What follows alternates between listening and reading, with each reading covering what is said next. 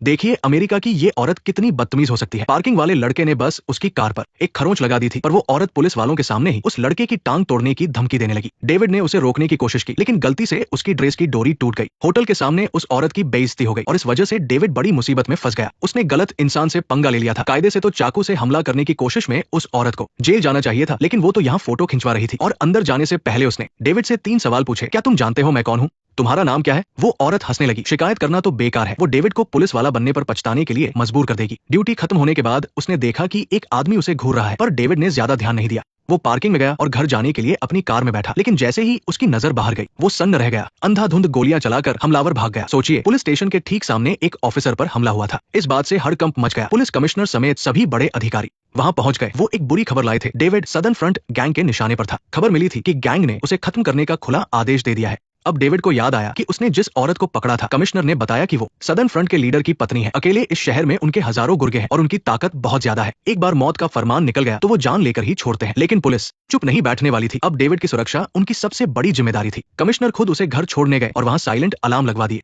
घर के बाहर 24 घंटे पुलिस का पहरा लगा दिया गया। डेविड की जान पूरी पुलिस फोर्स की इज्जत का सवाल थी। पीटर और सारा भी वहां मदद के लिए पहुंच गए। रात तो शांति से कट गई, लेकिन हाथ पर हाथ धरकर बैठना ऑफिसर एलेक्स को पसंद नहीं था। उन्होंने गैंग के सारे गैर कानूनी धंधों पर धावा बोलने का आदेश दे दिया। जब तक वो अपना आदेश वापस नहीं लेते, ये कार्रवाई जारी रहेगी। गैंग का असली बॉस माइक जेल में था। उसका बेटा टोनी अब गैंग चला रहा था। जिस औरत को डेविड ने पकड़ा था, वो टोनी की गर्लफ्रेंड थी। तभी डेविड वापस काम पर आ गया। कमिश्नर ने उसे छुट्टी दी थी क्योंकि उसकी जान को बहुत खतरा था, लेकिन वो पीछे नहीं हटा। उसकी हिम्मत देखकर उसके सभी साथी खड़े होकर तालियां बजाने लगे। कल उन्होंने हमारे एक ऑफिसर को मारने की कोशिश की, आज हम उन्हें करारा जवाब देंगे। आज पूरी पुलिस फोर्स सिर्फ इसी गैंग के पीछे पड़ेगी। उनके हर काले धंधे को मिट्टी में मिला दिया जाएगा, फिर चाहे वो हथियारों का सौदा हो या लूटपाट। सिर्फ आधे दिन में ही जेल के कमरे भर गए। इतने सालों से हम उन्हें इसलिए नहीं छेड़ रहे थे क्योंकि एक गैंग खत्म होता है तो दूसरा आ जाता है और शहर में दंगे भड़क जाते हैं। इसीलिए एक बैलेंस बना रहता था, लेकिन अब उन्होंने हद पार कर दी है। अब कोई समझौता नहीं होगा। उधर ऑफिसर एलेक्स जेल में बंद माइक से मिलने पहुंचे। माइक भले ही जेल में था, पर गैंग की डोर अभी भी उसी के हाथ में थी। एलेक्स ने कहा, मैंने आधे दिन में तुम्हारे दर्जनों ठिकाने तबाह कर दिए हैं, करोड़ों का नुकसान हुआ है।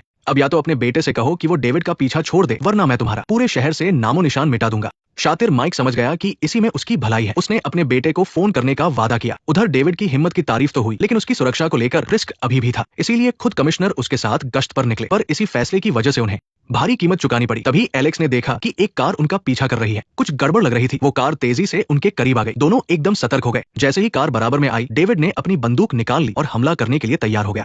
ये तो वाकई रोमांचक था। एलेक्स को लगा था कि डेविड डर जाएगा, पर वो शांत था। एलेक्स फौज में रह चुके थे, इसलिए वो ऐसे हालात को बखूबी संभालना जानते थे। तभी खबर आई कि सदर्न फ्रंट ने अपना आदेश वापस ले लिया है। उनकी चाल कामयाब रही और सबने राहत की सांस ली। लेकिन उनके पास चोरी का एक आखिरी केस था, जिसे सुलझाकर उन्हें वापस जाना था। वो एक घर के पास पहुंचे, जहां दरवाजा खुला हुआ था और अंदर से तेज संगीत की आवाज आ रही थी। वो सावधानी से अंदर गए, लेकिन घर पूरा खाली था। वहां चोरी का कोई निशान नहीं था। वो आवाज का पीछा करते हुए डाइनिंग रूम तक पहुंचे और डेविड ने म्यूजिक बंद कर दिया। दोनों कुछ समझ नहीं पा रहे थे, और फिर जब उनकी आंखें खुली तो उन्होंने खुद को स्विमिंग पूल के पास बंधा हुआ पाया। उनके सामने कोई और नहीं बल्कि गैंग का लीडर टोनी खड़ा था। वो लड़का बहुत जिद्दी था। उसने अपने बाप की बात न मानकर खुद ही डेविड पर हमला कर दिया। वो अपना आदेश वापस लेकर अपनी बेइज्जती नहीं करवाना चाहता था। अब वो डेविड को दिखाना चाहता था कि असली ताकत किसके पास है। मैं उसे डरा नहीं रहा हूँ। एक आम पुलिस वाले पर हमला करना अलग बात है, लेकिन कैप्टन पर हाथ उठाना बिल्कुल अलग बात है। कोई भी समझदार गैंग लीडर ऐसी गलती कभी नहीं करेगा और इस हद को पार नहीं करेगा। नोलन हैरान रह गया। ये लड़का तो सच में पागल है, जिसे अंजाम का कोई डर नहीं है। अगर उसने अपनी गैंग के लिए कुछ किया होता तो शायद बच जाता, लेकिन पुलिस को निशाना बनाकर उसने सबको अपना दुश्मन बना लिया है। रोहन ने धमकी दी कि आज यहाँ से कोई भी जिंदा बाहर नहीं जाएगा, इसलिए किसी को पता भी नहीं चलेगा कि ये सब किसने किया। नोलन ने उसे चेतावनी दी कि इससे चीजें और भी बिगड़ जाएंगी।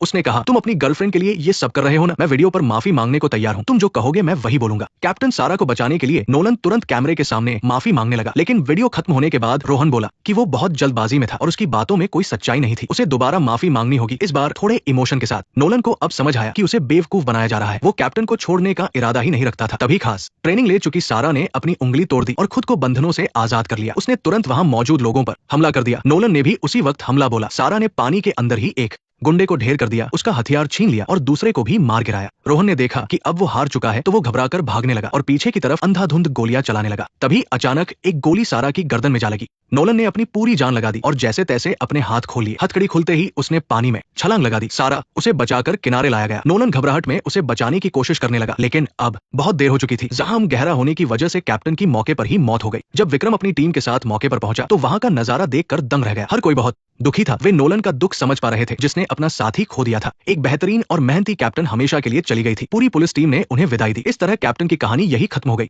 इस घटना के बाद विक्रम गुस्से में जैक के पास पहुंचा और उससे उसके बेटे रोहन के बारे में पूछा, ये जानकर कि उसके बेटे ने कैप्टन की हत्या की है। जैक सन्न रह गया। वो यकीन नहीं कर पा रहा था कि उसका बेटा ऐसा कुछ कर सकता है। हर पुलिस वाले ने अपनी वर्दी पर काली पट्टी बांधी हुई थी। ये सिर्फ दुख का नहीं बल्कि उनके गुस्से का भी प्रतीक था। जैक ने अपने बेटे के छिपने की जगह बता दी। वे अब बस उसे खत्म करना चाहते थे। विक्रम ने कहा कि वो भी यही चाहता है, लेकिन वे ऐसा नहीं कर सकते। अगर वे ऐसा करेंगे तो उनमें और अपराधियों में क्या फर्क रह जाएगा। इसलिए उसने आदेश दिया कि गिरफ्तारी कानूनी तरीके से होनी चाहिए। अगर वो विरोध न करे तो उसे गोली नहीं मारी जाएगी। कैप्टन भी कभी नहीं चाहती थी कि वे कानून तोड़े। उन्होंने उस रास्ते की घेराबंदी कर ली जहां से रोहन भागने वाला था। हेलीकॉप्टर ने उसे ढूंढ लिया था और 2 मिनट में पुलिस वहां पहुंचने वाली थी। नोलन अभी भी खुद को जिम्मेदार मान रहा था। अगर उसने पुलिस में वापस आने की जिद न की होती तो शायद ये हादसा न होता। रिया भी बहुत दुखी थी क्योंकि कैप्टन उसकी जगह ड्यूटी पर गई थी। राहुल ने रिया को समझाया कि वो भावनाओं में न बहे। अपनी निजी भावनाओं को पीछे छोड़ना ही एक अच्छे पुलिस अफसर की पहचान है। तभी नेहा के बॉयफ्रेंड का फोन आया। वो पिछली बार फोन चेक करने को लेकर हुई लड़ाई के लिए माफी मांगना चाहता था, लेकिन नेहा के पास अभी बात करने का समय नहीं था। अपराधी करीब था। नोलन की धड़कनें तेज हो गई। जैसे ही एक चांदी के रंग की कार दिखी, पुलिस ने उसे चारों तरफ से घेर लिया। अब उसके पास बचने का कोई रास्ता नहीं था। वे सब वो हुआ जिसकी किसी को उम्मीद नहीं थी। रोहन जो एक बड़ा गुंडा बनता था, उसने बिना किसी विरोध के सरेंडर कर दिया। नियमों के मुताबिक अब उन्हें सिर्फ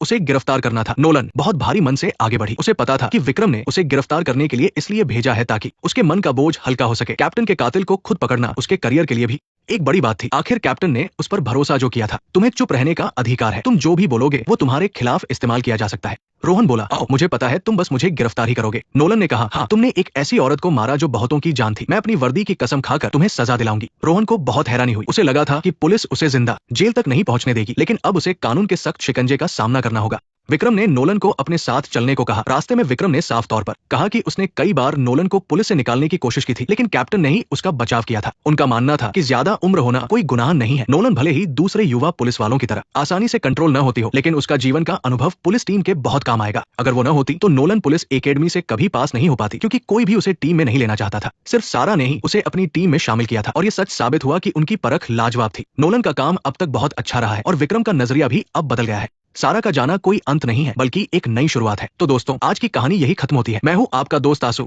फिर मिलेंगे अगली बार एक नई कहानी के साथ। तब तक के लिए अलविदा। साइलेंस।